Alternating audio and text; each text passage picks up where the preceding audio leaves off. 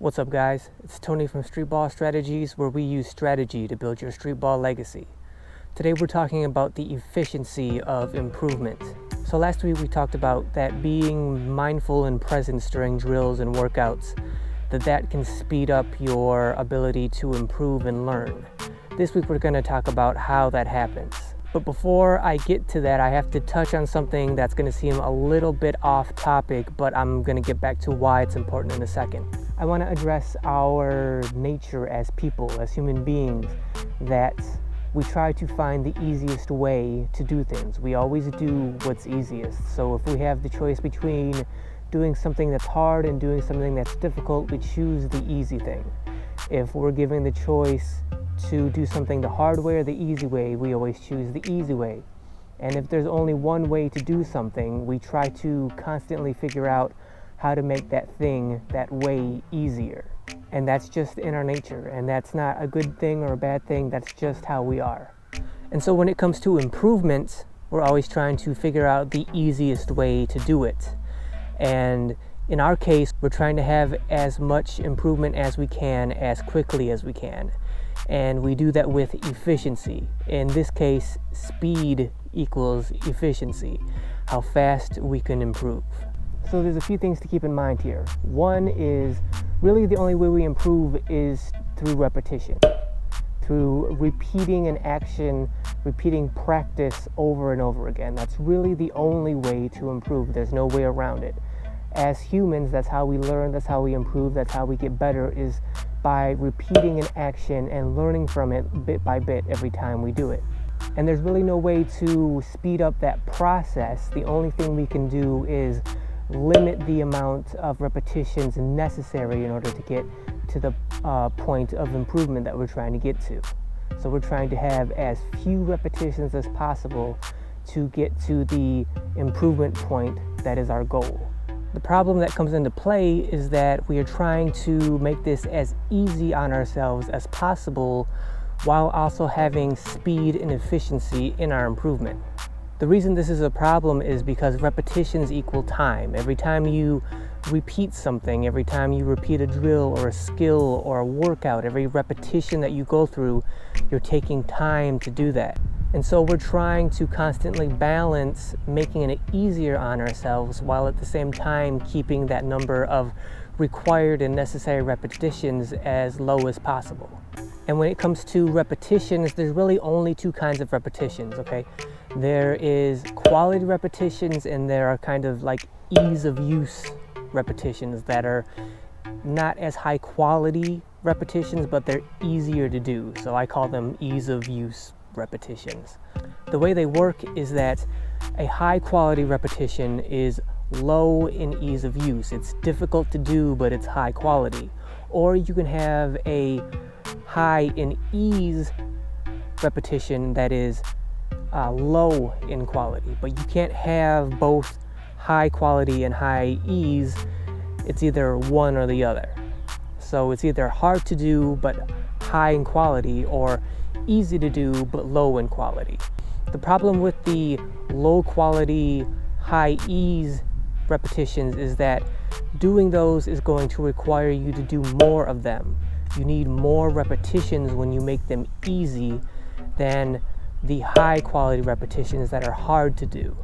So for example, if you do repetitions where say you go half speed to make them easier on yourself, or you listen to music while you do them to distract yourself from the difficulty of the drill or the workout, that brings the ease of use up, but it brings the quality down. And thus those kinds of repetitions require more amount of repetitions in order to achieve the kind of quality that you're looking for, as opposed to high quality repetitions where you're doing them at full speed, at game speed, without any kind of distraction, and thus that makes them high quality repetitions. And because they're high quality, they require less repetitions than distracting yourself or doing them at half speed.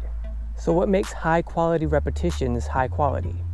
What makes them high quality is that when you're doing them, you're being mindful of doing them, you're present for them, you're in the moment. And when you're mindful and present and in the moment, you allow yourself to feel the difficulty of those repetitions. You allow yourself to be uncomfortable. You allow yourself to experience the hardships of those repetitions. What you have to understand is that learning and growing and improving is a painful process. And it's supposed to be, because, as weird as this is going to sound, suffering equals improvement. When it's something that is self-imposed on yourself, when you self-impose suffering upon yourself in order to improve, that suffering is what equals and will cause you to grow and improve. And the more you experience that pain, the hardship, the difficulty, the discomfort, the suffering, the more you experience that, the more you internalize that, the faster your body will adapt and grow. When we fight that nature to make things easy on ourselves, when we internalize the pain and the suffering and the discomfort and how difficult running those drills and those workouts are, when we fully are present for them, our body, our natural reaction is to grow and improve as quickly as possible, because our body is adapting to the possibility that we're going to have to do those drills and those workouts again in the future. In order to make it easier on ourselves in the future, in order to make those drills feel easier, to make them feel more efficient in the future, our body will grow and adapt to that difficulty.